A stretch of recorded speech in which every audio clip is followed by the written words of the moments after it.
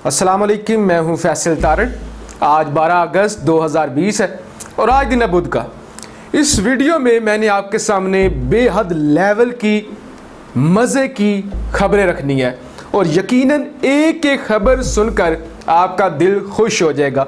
जो पहली मैं खबर आपके सामने रखने वाला हूं, ये खबर मेरे कद से बहुत बड़ी है, बहुत ही लेवल की और बड़ी खबर है जिसे हर पाकिस्तानी, हर भारतीय, हर बंदा जो इंडिया चाइना पे इंटरेस्ट रखता है जानना चाहता है। और सबसे बड़ी ब्रेकिंग न्यूज़ है, खबर है यूरो एशियन टाइम्स की। यूरो एशियन टाइम्स लिखता है कि चीन की और भारत का जो सरहदी तनाज़ा चल रहा है, जो कुछ भी लद्दाख में हो रहा है, उसमें पाकिस्तान का डायरेक्ट हाथ है। पाकिस्तान मुकम्मल तौर पे चीन की सपोर्ट कर रहा है, पाकिस्तान मुकम्मल तौर पे चीन के साथ खड़ा है और जो कुछ भी हो रहा है उसमें पाकिस्तान का किरदार है, पाकिस्तान की फ़ौज का किरदार है, पाकिस्तान की खुफिया एजेंसी का किरदार है।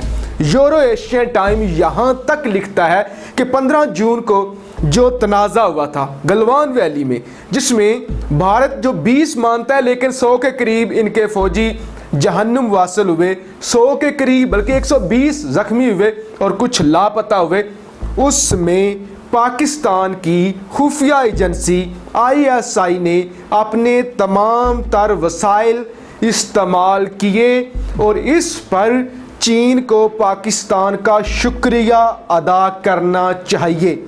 ये मैं नहीं कह रहा, यूरो एशियन टाइम की 12 अगस्त 2020 आज की खबर है। आप पढ़ सकते हैं कि जो कुछ भी हो रहा है, मैं तो शुरू से कह रहा हूं कि पाकिस्तान का नक्शा शाया करना, फिर चीन का गलवान वैली में आ जाना, फिर 6 से ज़ायद मीटिंग्स होना, चीन का वापस जाने से इनकार कर देना, फिर मसला कश्मीर को लेकर दोनों ममालिक का मिलकर आगे चलना, फिर आर्टिकल 370 का ख़त्म होना और उसके बाद दोनों ममालिक की मुश्तरका प्लानिंग।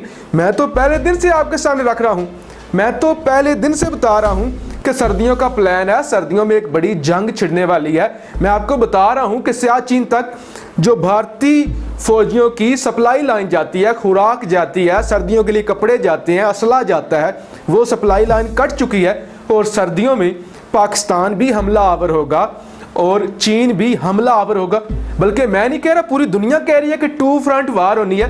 भारत खुद कह रहा है कि हम जो तैयारी कर रहे हैं, हम 2 फ्रंट यानी 2 महाजों पे जंग की तैयारी कर रहे हैं। लिहाजा ये जो खबर है यूरो एशियन टाइम ने दी है, उन्होंने अमेरिका के हवाले से दी है कि अमेरिकी खुफिया एजेंसी ये कहती है, अमेरिकी इंटेलिजेंस ये रिपोर्ट है कि इसमें मुकम्मल तौर पे ISI का हाथ है, पाक आर्मी का हाथ है। चीन को पाकिस्तान का शुक्रिया अदा करना चाहिए क्योंकि गलवान वैली में जो जो पोजीशंस थी भारतीय आर्मी की वो पाकिस्तान जानता था। ये इस खबर में लिखा हुआ है।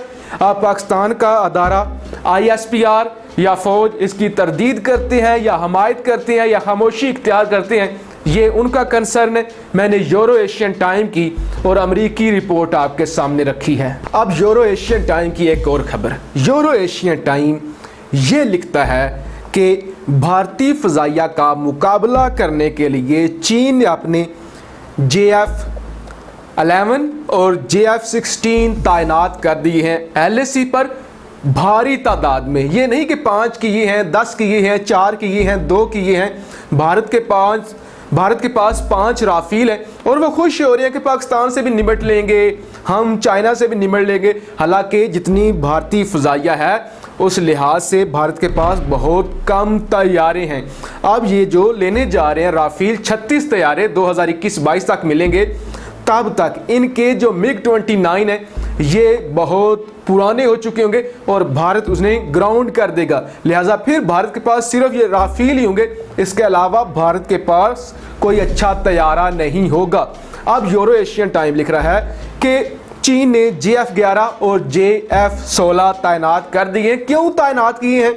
इससे पहले द प्रिंट की खबर पिछली वीडियो में मैं आपके सामने रख चुका हूं। खबर है कि मुकम्मल तौर पे चीन ने इनकार कर दिया है आगे कोई भी मीटिंग करने से, और द प्रिंट लिख रहा है कि 6 से ज़ायद मीटिंग्स हुई हैं मेजर जनरल लेवल पे और कोई पेशरफ्त नहीं हुई।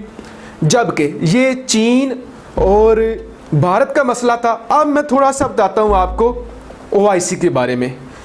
पाकिस्तान ने जब से स्टैंड लिया है, पाकिस्तान ने सऊदी अरब को धमकी दी है कि हम भाई साइड पे हो रहे हैं, हम अब मजीद आपके पिट्ठू नहीं बन सकते, हम आले सऊद के नौकर नहीं हैं कि हम फौज भी भेजें, कुर्बानियां भी दें, आपका जब दिल कहे, जब दिल करे आप पाकिस्तान को रुसवा कर दें। OIC को थोड़ी सी शर्म आई है। तो जनाब OIC ये कहती है कि फ़लस्तीन में जो मुजालिम हो रहे हैं इसराइल की जानिब से, उस पर आलमी कम्युनिटी का, आलमी दुनिया का खामोश रहना बहुत बड़ा जुल्म है। दुनिया को कदम उठाना होगा। जो इज्तमाही सज़ाएँ दे जा रही हैं ये आलमी कानून के और इंसानी कानून की खिलाफ वर्जी है। इस वक्त 4500 फ़लस्तीनी बेकसूर इसराइल की जेलों में हैं, जो बेकसूर हैं, जिनको टॉर्चर किया जा रहा है, जिन्हें सज़ाएँ दी जा रही हैं। तो OIC ने ज़बान खोल दी है, OIC को शर्म आ गई है। मुझे ये उम्मीद है कि OIC अब मसला कश्मीर पर भी आवाज़ उठाएगी। लेकिन एक फ़ायदा हुआ है पाकिस्तान के स्टैंड लेने का, पाकिस्तान की जुर्रत दिखाने का, कि OIC को पता चल गया है कि अगर हम अब नहीं बोलेंगे, OIC का मतलब सऊदी अरब, जद्दा बेस्ड ऑर्गेनाइजेशन, उसको शर्म आ गई है। और आखिर में बड़ी खबर, अमेरिका पूरी दुनिया में दहशतगर्दी फैलाता है, लेकिन जो मुल्क इसके सामने डट जाता है उसके सामने ये भीगी बिल्ली बन जाता है। आप जी इराक के अंदर आज अमरीकी सफारतखाने पे, अमरीकी एम्बेसी पे रॉकेट दागे गए हैं। इससे पहले मुसलसल खबरें आती हैं कि अल-ताजी और अल-बल्द जो इनकी बेसेस हैं उन पर मुसलसल ईरान की जानिब से हमले किए जा रहे हैं। आज की सबसे बड़ी डेवलपमेंट ये है कि इराक की पार्लियामेंट ने एक बिल मंजूर किया है मुश्तरका तौर पे अक्सरियत से, जिसमें ये कहा गया है कि अमेरिका की जो दहशतगर्द फ़ौज है वो इराक को खाली कर दे, वो इराक से निकल जाए। लिहाजा आज के दिन मैंने सारी बड़ी खबरें और अच्छी खबरें इस वीडियो में मैंने रखी हैं। मेरी पहली खबर ये थी कि अमरीकी खुफिया एजेंसी ये कहती है कि जो कुछ भी गलवान वैली में हुआ है, जो कुछ भी लद्दाख में चल रहा है, उसमें पाकिस्तान का डायरेक्ट हाथ है। दोनों ममालिक की मुश्तरका प्लानिंग्स हैं।